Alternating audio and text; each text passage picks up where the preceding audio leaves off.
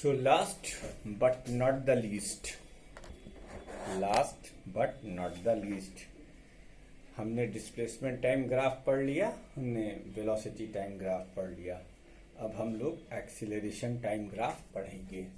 कौन सा graph? Acceleration time graph. Acceleration time graph, ठीक है। इसमें एक्स एक्सिस पर टाइम होगा और वाई एक्सिस पर एक्सीलरेशन होगा। क्या होगा? एक्सीलरेशन वाई एक्सिस पर। अब जैसे बेटा, अगर एक्सीलरेशन टाइम ग्राफ में ये आपका टाइम एक्सिस है, ये आपका एक्सीलरेशन एक्सिस है, ठीक है। आपको ये एक लाइन दिखाई दे रही है, तो आप इससे क्या इन्फेयर करेंगे कि a is equal to 0, that is velocity is uniform. Velocity is uniform, ठीक। जो आपके सिलेबस में है, मैं उन्हीं केसेस के बारे में बात करूंगा। अगर ये ग्राफ इस तरीके से है कि एक एक्सिस पर टाइम और दूसरे एक्सिस पर एक्सीलरेशन, ठीक है, और ये लाइन है, तो आप इसे क्या कहेंगे? टाइम बढ़ने के साथ साथ एक्सीलरेशन पॉजिटिव है। A is positive, a is positive. अब ये देखो ओरिजिन है, ये देखो ओरिजिन है, ठीक है। लेकिन ए इज 0, लेकिन इसमें क्या है? Velocity is not uniform. Velocity is not uniform, ठीक। अब तीसरा केस, ये ओरिजिन है, ठीक। तो ये एक्सीलरेशन का वो हुआ एक्सिस, और ओ के नीचे रिटार्डेशन का एक्सिस होगा, रिटार्डेशन, ठीक। अब यहां पर अगर ये स्ट्रेट लाइन है तो a is positive, a is negative. A negative है एंड कांस्टेंट है, and velocity is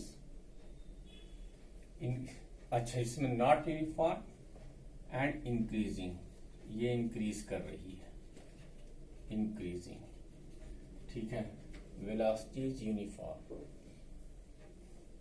not uniform and increasing, इसमें भी कांस्टेंट, तो velocity is not uniform but decreasing. Velocity is not uniform but decreasing,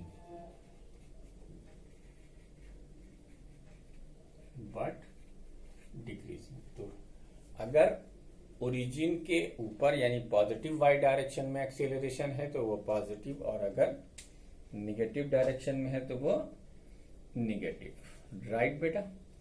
उसके बाद video को pause कर इसे नोट कर लीजिए, फिर हम आगे कुछ और बातें आपको बताते हैं।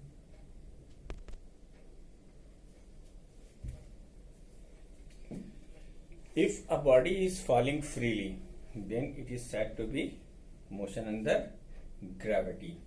अब जब बॉडी मोशन अंडर ग्रेविटी में होगी तो एक यूनिफॉर्म एक्सीलरेशन उसके ऊपर काम करेगा, हमेशा डाउनवर्ड डायरेक्शन में। तो हम क्या लिखेंगे? If a body is falling freely,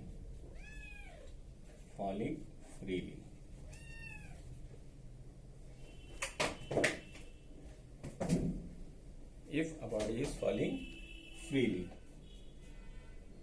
then it is said to be motion under gravity, motion under gravity, the only acceleration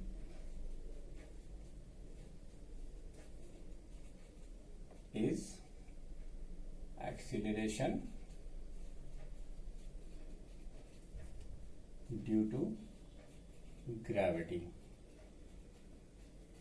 acting vertically downward, acting vertically downward. अब चूंकि हम जो फेंकते हैं वो मतलब बिल्डिंग से फेंकते हैं, मुंह से नहीं, बिल्डिंग से वो चीज़ फेंकते हैं, तो या माउंटेन की भी हाइट पे चले गए, माउंटेन तो नहीं जाएंगे लेकिन मान के चलिए 500 मीटर तक या 1000 मीटर तक जी की वैल्यू में कोई अप्रिशिएबल चेंज नहीं होता है। तो जब जी की वैल्यू में अप्रिशिएबल चेंज नहीं है तो जी की वैल्यू कांस्टेंट है। अब अगर कोई ऑब्जेक्ट इस तरीके से मूवमेंट में है, यानी वर्टिकली डाउनवर्ड, वर्टिकली डाउनवर्ड, तो वर्टिकली डाउनवर्ड है तो जी ऐसे काम करेगा और इसकी वैल्यू 9.8 मीटर पर सेकंड स्क्वायर होगी एक केस, ठीक, सेकंड।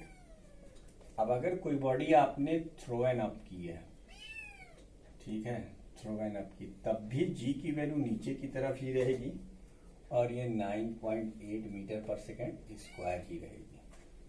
तो अगर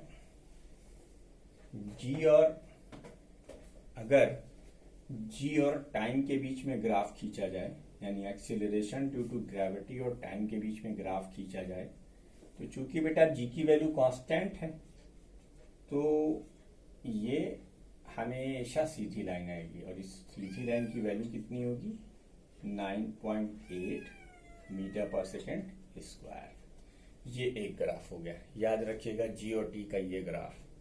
लेकिन इन केस, अब इसमें हम तुम्हें किताब की कुछ बातें समझा देते हैं। In case of dropping a body from a height, dropping a body from a height,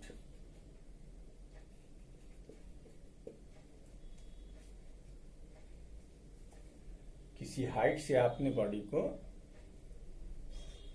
फेंका नीचे की तरफ, तो जी और टी के बीच का ग्राफ तो यही रहेगा। लेकिन बेटा ड्रॉप करने के केस में आपकी वेलोसिटी इनिशियल पॉइंट पर 0 होगी, लेकिन एक्सीलरेशन है तो हर सेकंड में वो 9.8 मीटर पर सेकंड की वेलोसिटी गेन करती चली जाएगी, या आपकी बुक के हिसाब से कहें तो हर सेकंड वो 10 मीटर पर सेकंड की वेलोसिटी गेन करती जाएगी। मतलब पहला सेकंड जब खत्म होगा तो इसकी वेलोसिटी पहुंच चुकी होगी 10 मीटर पर सेकंड। जब दूसरा सेकंड खत्म होगा तो उसकी वेलोसिटी पहुंच चुकी होगी 20 मीटर पर सेकंड। आप जानते हैं कि अगर एक्सीलरेशन कांस्टेंट है तो वेलोसिटी का इंक्रीमेंट यूनिफॉर्म होगा। यूनिफॉर्म इंक्रीमेंट का मतलब straight line, incline to time axis. इसी तरीके से ये 10 वाला पोर्शन है, फिर ये 20, फिर आगे बढ़ेंगे 3 सेकंड पे ये 30 मीटर पर सेकंड हो जाएगा। तो इस तरीके से आप देख रहे हैं कि वेलोसिटी लीनियरली इंक्रीज कर रही है, वेलोसिटी लीनियरली इंक्रीज कर रही है। ठीक है बेटा, आप चाहो तो इससे आप